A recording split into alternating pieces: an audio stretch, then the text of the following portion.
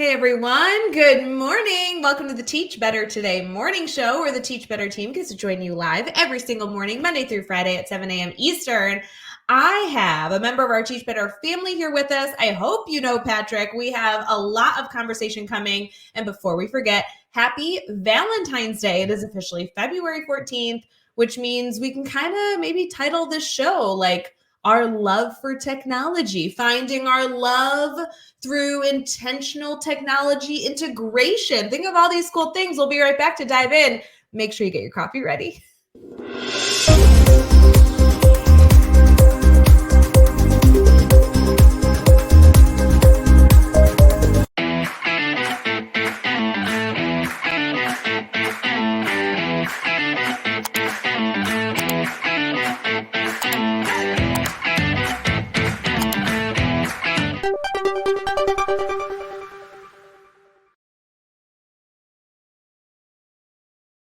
Hey everyone, we are live here for our Teach Better Today morning show. We have Patrick with us. Patrick, how you doing? Doing very well, Ray. How are you? Good. It's Valentine's Day. There's love in the air. I mean, this is like the perfect episode to have you on because you are constantly trying to convince educators to love technology and not be scared about it, turned off by it. I mean, I don't know. I just feel like this is the perfect fit. I would agree. It is definitely one of those things where it can be a love-hate very, very strongly for some people. But I think embracing technology is a good thing when it fits. When it doesn't, it's all about getting hands-on and doing stuff that way too. You also, I know, and I know we'll talk about all this stuff too, but you run a lot of, if not, you are the key person for the mentorship program in is it your school, your district? So I feel like you have to exude a lot of love and like caring support for our new baby teachers that need to stay in the field and find their love for this difficult career path. What are your thoughts there? Absolutely. It's one of the things where I had a really rough first year, my first year ever teaching. So when the opportunity came my way a few years ago to take on leading the new teacher program for our district, even though it was an additional thing, it was one of those where like, it doesn't matter. I'm going to do this because I want to make sure people don't have the year I had and we can retain some of these amazing teachers in a time where we have so much turnover and so much kind of flux going on in education. We need to keep the great people we get. Yeah, it's so funny. I vividly remember my first year teaching. There was a district new teacher support that existed. There were only 4 of us in the district. I was working in Galesburg, Illinois, a small little town. And our key mentor, the leader of this group, was Matt Jacobson. And I will always remember him. He made a huge impact on me being one of the many people that I could confide in. But, at the time I was kind of like unaware that he was this like district employee that I guess I maybe should have in theory been frightened of, but truly he was a friend. We joked around. He gave me good food for thought, good resources. I really appreciated him. It's amazing what you can do when you have good mentors your first year's teacher. Oh, absolutely. And that's one of the things where we try to pair our people with somebody in their building at the very least. If we can get same grade level, we do that. And I am very much of the mindset where even though I'm out of the central office for some of my roles, if I don't see my office on a given week, it's a good week. I like to be out and about. I went to education to teach. I want to be in classrooms because part of my role is tech coaching too. I want to be co-teaching and doing that. And I want people to see me as approachable no matter what, whether I'm out of town at a conference or I'm at a different school. I tell people to reach out anytime, and sometimes they send a line and they're a little surprised at how quick they get a response because they know I'm out. But I want to make sure they don't have a situation like me, but also unlike a big district where it might take some time, I want them to know support is quick and it's going to be there when they need it. I always really appreciate when the person doing the job is really passionate about the work being done. And I really value the fact that you were like kind of stating a metric. Like if I'm not in my office, it's been a good week because that means I've been doing all these things. I think sometimes as educators, we need to remind ourselves, especially in February, because y'all know I'm a hater of the month of February because this is a tough one. I feel like it's the October of the spring. I just feel like sometimes we need a metric to be like, how am I gauging if my days are good? And how then can I celebrate when, I have a good day or a good week. But Patrick, we have gotten 5 minutes in and I haven't even had you introduce yourself. So I apologize. I just feel like, we've been friends forever and I'm so excited to talk shop with you. For our community here who may not be familiar with all that you do, Do you mind sharing a little bit about where you're located, what you do in education, your official title, anything fancy? Absolutely. I'm Patrick Hausammann. I'm reachable at phus.edu on, I guess it's X now, formerly Twitter. But I am in Northern Virginia in a small district called Clark County. We have just under 2,000 students. If you've been in a small district, you likely know the longer you stay, the more hats you get to wear. So I am supervisor instructional technology. I'm an ed tech coach for 2 of our buildings, and I lead our new teacher program. And on the side, I am on the board of VISTI, our state technology group. I'm also a lead ambassador for the PD side for the Teach Better team. And then in the spare time, I get to raise a 2-year-old with my amazing wife too, and a few other odds and ends too. But I'm all about being busy and giving back when I can, and not necessarily busy as a badge of honor, because I think sometimes we go that route, but busy doing meaningful things. And if it's not necessarily in that world, I try and scale that back so I get more time at home and less distracted time at home. Patrick, I don't know how you do it all. That is a very busy schedule. And you kind of have an opportunity. We're able to see such a variety of different educational roles, right? I mean, you obviously work at a district level, but you're also in the schools co-teaching with teachers as a goal and intention of the work you're doing. You're supporting new members. You're very, very active and in a leadership role of our ambassador community, and then everything else in addition to, just being a super good dad. So do you have any ideas for us? I mean, obviously we're in Valentine's Day mode. We're heading into school for a busy day. How do you handle the stress and the chaos? I mean, what's the secret trick?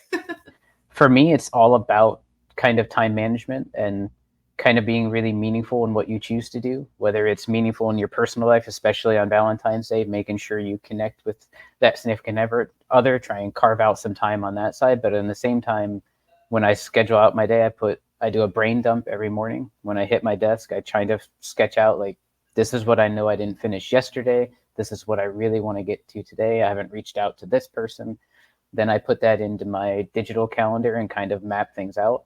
But I also, in something I preach to our new teachers, and something I really took on personally, because if I'm going to tell people this is a good thing to do, I need to know that it actually works. And it might not work for everybody, but I try and block out chunks of personal time on my calendar too, because I live by that calendar. So if I'm going to live by it, I need to block out time. Like, these are family nights. These are no meeting nights. This is time to just kind of read and unwind, things like that. But it's a delicate balance of doing enough that you feel full on the work side and that you've given enough there, and also making sure you're present on the personal side. So it's definitely delicate. I know last week, one night I worked till like 9 o'clock at night, and that was one of those where it dipped to the professional side, but then I didn't have any meetings the next 2 nights. As soon as I got home, it was just family time. So it's evening it out and kind of doing what works for you, because the same prescription doesn't work for everybody.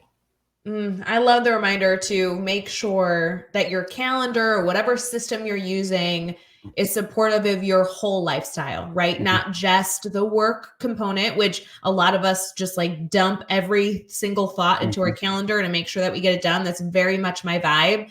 But you're right. I've learned the hard way that you have to also then schedule other elements of your time. If you want to fit in going to the gym, if you want to fit in reading, if you want to fit in family time, it's really good to use those skills. And if you don't use a calendar, that's fine too. Whatever your system is, that kind of audit is a great thing to do in February if you haven't done it recently. I know we encouraged a lot of people to kind of do an audit of their calendar, of their life over the new year, right? To like kind of reflect on how we can start the year strong. Now, February 14th, we're a month and a half into the year. I think this would be a really good time to also do a gut check. Maybe this week we can, calculate a time in our calendar to be like, okay, how am I doing with my intention? I think that's really powerful. I will also say, Patrick, before I forget, we recently did a Edu Creator Club event, which they started as exclusive events. Now they're public. Anyone can join.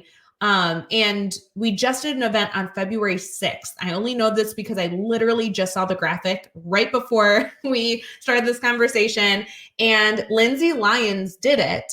It was an hour-long professional development, and it's on calendar blocking. So actually, anybody who might be interested, I'd love to find a way to get you connected to that recording. I know it was recorded.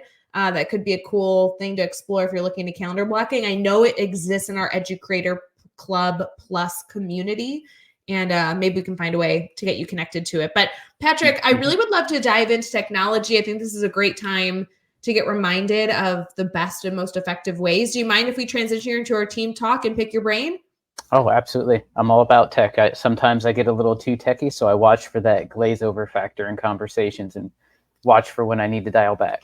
No glaze over. We want all the tech strategies. Give us all the freebies, all the ideas. We'll be right back.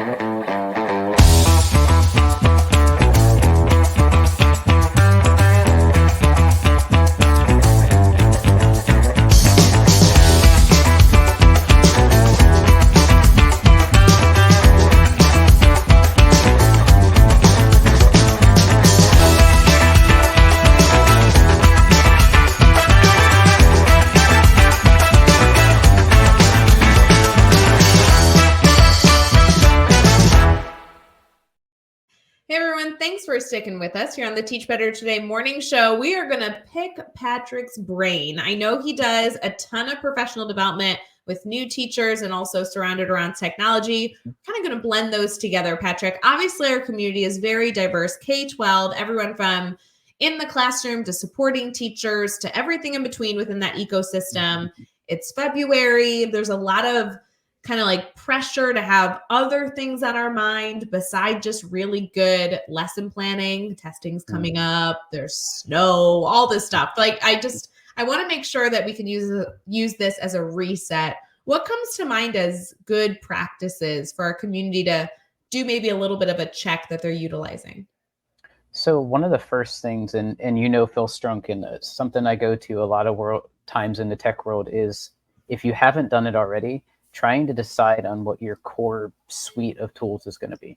Because so often we get so many new shiny things, especially in the world of AI that's blown up exponentially, and there's a new tool coming at you every day.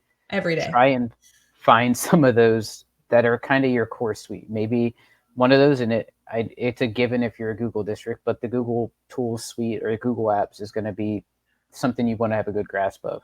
If you want to get a couple creativity things, maybe you're looking at Canva, Adobe Express, and going out from there with what you believe in and what fits your teaching. And I mentioned Phil because something that we did, and we've done it at the beginning of the year, we've done it as a kind of reset towards the middle of the year too, but we called it Apps Days. And what we did was think about what Phil had planned out, what he thought he was going to do for the year, and what tools could support that. And obviously it can change. Good teachers, we adapt things all the time, even during the lesson at some points. But we chose that core suite. I believe it was 5 tools we started with. And we did just relationship building questions tied to those so that the kids would go through. There was no pressure. We told them to poke every button, look at everything, and just kind of play with those tools to answer some things, rebuild relationships. If it's at midpoint of the year, start them at the beginning. But what I tell our teachers, and I try and make it funny, is try and build your own 6-pack. And you have a whole bunch of stuff to choose from. Choose that core set that you can get comfortable with and try and get the fullest amount out of this. I like that idea of ensuring that you are making sure that you're not focusing on too much. I think that's been a theme. I mean, I just feel like over the last few weeks, I've been involved in conversations that is trying to remind educators to not try and eat the whole elephant in one bite, right? Start small and almost giving educators the permission to say, not everything is a must right now. What are the essentials? I love the Google Suite. Obviously, that's something I use on a daily basis. Canva's great. I know you mentioned that earlier, but there's a reality that whatever those key technology tools look like, they're all going to be evolving and growing over the next few months. So even if you've mastered it now, there might be even new pieces that you can master as soon as 2 weeks from now. And that's exciting. If you had to reflect on maybe your 5 favorite technology resources for your job, which I know is probably different than the majority of the people listening, what do you like to lean on? Ooh, might be hard to limit to 5 or not talk too much about, but Google's definitely huge. We're a Google district. I helped roll it out, I think 12 years ago or going on 13 years ago at Clark when we transitioned. So I utilize Google a ton, whether it's email or slides. And I will say rarely am I actually doing slide stuff in slides. I love exploring the tools for as much as I can. So I've had students design full 24 by 36-inch posters and slides and things like that. I'm a full believer in getting as much out of a tool before you try and move to something else. I use Canva a ton. I actually took on running our social media for our district this year too. So something, if you didn't know it, in Canva, you can obviously design all the graphics, but they have a free calendar tool where you can actually schedule posts for social media too. So that's a free avenue because we set it up that we can utilize that. To be able to mix it up a little bit, I mentioned Adobe Express too. I like having a couple different tools so that every time we're doing something or I'm working with students, working with teachers, it's not jump into Canva, do this thing. And don't get me wrong, Canva's awesome, has tons of stuff. But if, say, you have TV, and most of us have some sort of streaming thing or whatever it might be, if you only had one channel and only that channel, and that's all you got to use, it's not going to take long before you're like, I really need something else. So that having Express, having Canva, having a couple options, you're not learning 20 things, but you're learning at least 2 to be able to mix it up and kind of change things up from there. And I would say outside of that, it's probably just basic things like Chrome and being able to do different things and learn that, because Chrome is changing constantly too. One of the biggest new features I really like in my job is, and it's not the newest thing, but is the text to highlight feature. So if you're out on a website, you can highlight a row of text and say copy link to highlight. And then when you paste that into an email, whether it's one of our new teachers, one of the teachers I'm working with, it's going to not only take them to that page, but it zooms them right down to what you want them to see. And then not only have you kind of pushed them to the right place, but they don't have to scroll for days trying to find what that thing is. And I think that was 4. Outside of that, I would say for me, and it's not necessarily a school tech thing, but it's just kind of messaging and communication in general. I am, which wouldn't speak to this meeting, obviously, but I'm pretty much an introvert and a fairly strong one. So when I go to different things, I know Phil was my wingman at the Teach Better conference, getting me out of my comfort zone a little bit, but being able to provide different avenues to communicate, whether that is text or chat, Remind app, whatever it is, I'm a huge proponent of working with our teachers to provide some of those back channels so that some of those introverted students, when they're in class, they might not want to raise their hand, but if you give them a chat possibility, they're going to be right there. And that helps keep me connected throughout the days too, to friends, family, and all those new teachers when I can't be in every place at the same time.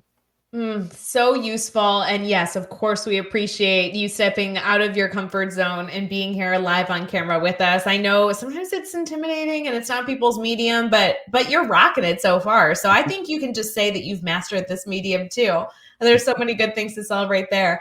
I would love to highlight, Patrick, before we wrap up this conversation, because I want our community here to stay connected to you. Maybe you could share resources and everything else.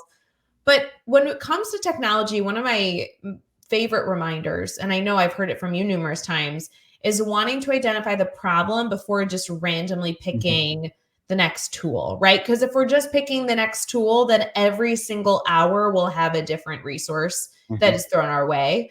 Any ideas on how we can challenge our community here to really locate those key needs that needs technology support?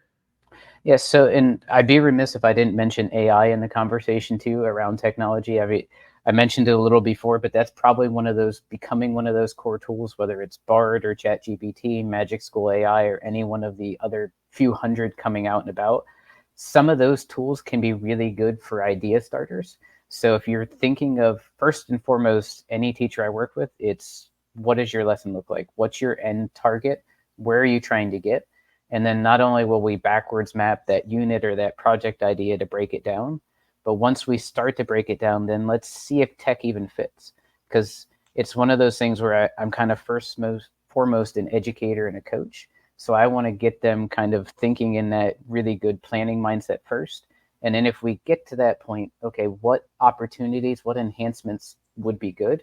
And that's where the tech piece comes in. So I would almost plan out a big chunk of it first. And then maybe I'm going to do a choice board as the summative assessment to this. Okay, maybe we have a low tech option that is just you're typing something up. You have a medium tech option, maybe a no tech, and then you have a wild card option where the student, if they're super techy, they can go that route, or they're super creative and they're going to do an original piece of art. that might have no tech whatsoever. But for me, it's about giving options, and tech fits when it enhances something or gives you an opportunity that didn't exist without it. It doesn't have to be earth shattering, but it should be something where you're not using tech just to use it. And a lot of times our teachers are surprised when I talk to them, and I'm like, sometimes tech just doesn't fit. Like, even when we were closed during the pandemic, tech is how education still happened for the most part. I was encouraging people when they made digital breakouts, make at least 2 of the locks something they have to go outside, or they have to go around the house and find something, tell you about it, do something like that. So they're getting up and they're moving and they're getting out into the world a little bit as much as they can safely. So many good reminders in here. Friends, I'm very excited to hear what your biggest takeaway is from this morning's conversation. And I want to encourage you to connect with Patrick.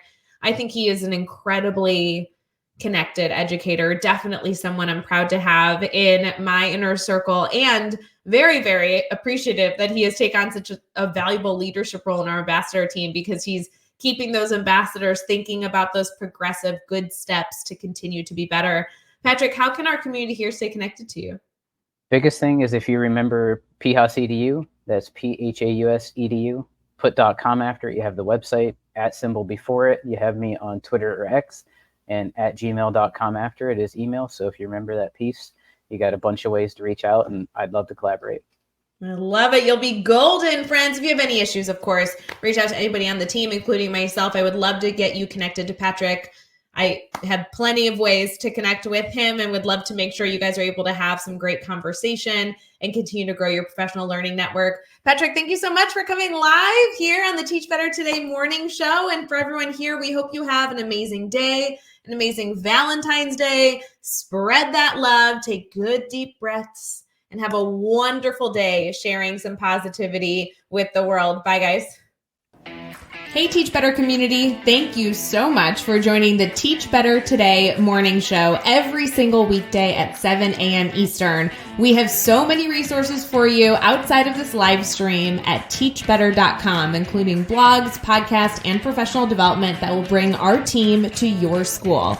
Wherever you are listening from this morning, please make sure you are sharing and celebrating the incredible educators in this world. And hey, if you are listening over on a podcast to Teach Better Talk, we would love a 5-star review. The comments are always so entertaining. We'll see you tomorrow.